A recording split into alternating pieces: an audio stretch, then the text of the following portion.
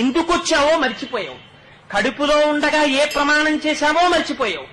ఎన్ని కోట్ల జన్మల నుంచి ఇలా తిరుగుతున్నావో మర్చిపోయావు. మళ్ళీ నా వాళ్ళు 4 రూపాయలు సంపాదించాలని మళ్ళీ పట్టుకుని బయలుదేరావు. ఇంత సంపాదించి నువ్వు పట్టుకెళ్లేది ఏముందో చూపించు. ఇంతకాలం నా కొడుకు నా కూతురన్న ఖాయము లోపల జీవుడు ఒక్కసారి ఉత్క్రమణం అయిపోయాడా? ఆ కొడుకొచ్చి నిలబడ్డా, కోడలొచ్చి నిలబడ్డా, కూతురొచ్చి నిలబడ్డా ఏమర్రా రెప్ప వెయ్యదు, మాట వినదు.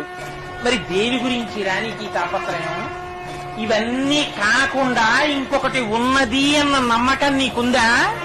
నీ ఊపిరి తీయిస్తున్నవాడెవరు? నువ్వు తిన్న అన్నాన్ని జీర్ణం చేస్తున్నవాడెవరు? నీ కంటికి చూపుగా నిలబడి చూపిస్తున్నవాడెవడు? నీలో తృప్తిగా భాషిస్తున్నవాడెవరు? వాడెవరో ఎప్పుడైనా ఆలోచించావా? వాడికి ఒక నమస్కారం చేద్దామని ప్రయత్నం చేశావా?